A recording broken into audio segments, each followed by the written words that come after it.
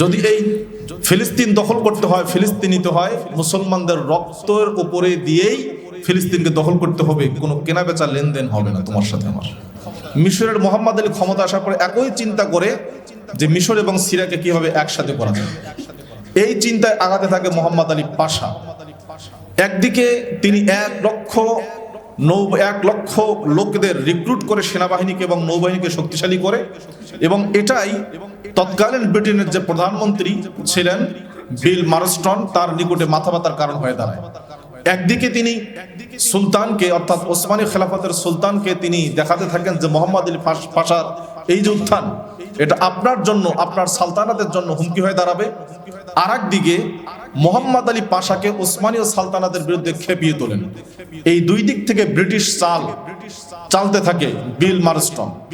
আমরা এই জন্য দেখি যে মোহাম্মদ আলী পাশাকে একটা সময় মিশর এবং সিরিয়ার উপরে অবরোধ করে আপনার ব্রিটেন, তারা অবরোধের কারণে নাস্তানাবুদ হয়ে যায়। অপরদিকে সুলতান যখন ওসমানী খেলাফতকে বলা হতো রুগ্ন ব্যক্তি, ইউরোপের রুগ্ন ব্যক্তি বলা হতো ওসমানী খেলাফতকে, কিন্তু ব্রিটেন চাচ্ছিল না কোনোভাবেই যে রুগ্ন ব্যক্তিটি মারা যাক এখনই, অথবা এখনই সে সেরে উঠুক অসুখ থেকে, কোনোটাই চাচ্ছিল না। সে অপেক্ষা করছিল যে পরিবেশ আসুক, পরিবেশ আসলে পরে আমরাই ওসমানী খেলাফতের পরবর্তী নীতি নির্ধারণ করতে পারবো, কিন্তু সেই সময়টা আসছিল না। এই যখন গোলযোগ অবস্থা, চরম গোলযোগ অবস্থা, ইহুদিরা তারা দিন দিন ইউরোপে ঢুকতেছে, ঠিক সেই মুহূর্তে আবির্ভাব হয় ইহুদিদের মধ্যে একজন প্রভাবশালী নেতার, দূরদর্শী, তিনি হলেন হার্টজেল, হেরতুজেল তাকে বলে, হার্টজেল বলে, হার্শেল বলে। তিনি খোলাখুলি ভাবে প্রথম একথা বলা শুরু করেন যে ইহুদিদের জন্য জরুরি। এই জন্য মিশর, সিরিয়া এবং তুরস্কের উসমানী সালতানাতের নিকটে তিনি সমানে দৌড়াদৌড়ি করতে থাকেন। এদিকে আপনার বিশ্বস্ততা অর্জন করেন তিনি ব্রিটেনের। এই চতুর্মুখী ষড়যন্ত্র তিনি করতে থাকেন।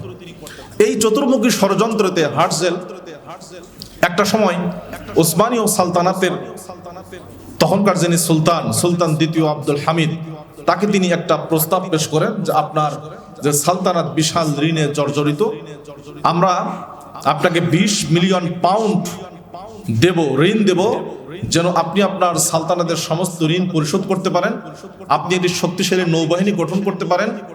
আল কুদসে, অর্থাৎ বাইতুল আকসার, ওখানে আমরা একটি আল কুদস ইউনিভার্সিটি করে দেব। আপনি শিক্ষা খাত, আপনার অর্থনৈতিক খাত, আপনার শিল্পায়ন, সব কিছু আপনি ব্যাপকভাবে প্রসারিত করতে পারবেন। বিনিময়ে আমাদেরকে ফিলিস্তিনের জমি দিতে হবে, এই শর্ত সাপেক্ষে। সুলতান দ্বিতীয় আব্দুল হামিদ তার ঐতিহাসিক বক্তব্য দিয়েছিলেন। তিনি বলেছিলেন যে আল কুদস, ফিলিস্তিন, এটা আমার তুর্কি সুলতানের কোনো একক সম্পত্তি নয়, এটা মুসলমানদের রক্তের বিনিময়ে অর্জন করা সম্পত্তি। যদি এই ফিলিস্তিন দখল করতে হয়, ফিলিস্তিন নিতে হয়, মুসলমানদের রক্তের উপরে দিয়েই ফিলিস্তিনকে দখল করতে হবে, কোনো কেনাবেচা লেনদেন হবে না তোমার সাথে আমার। তিনি এও মন্তব্য করেছিলেন যে আজকে আমি যে ভূমিটা দর কষাকষির পরেও দিচ্ছি না, সময় এমন আসবে ইহুদিরা দর কষাকষি করা লাগবে না, এমনিতেই এটা দখল করতে পারবে। তিনি তার প্রাজ্ঞতার পরিচয় দিয়েছেন এই কথা বলে, বাস্তবে হয়েছে তাই।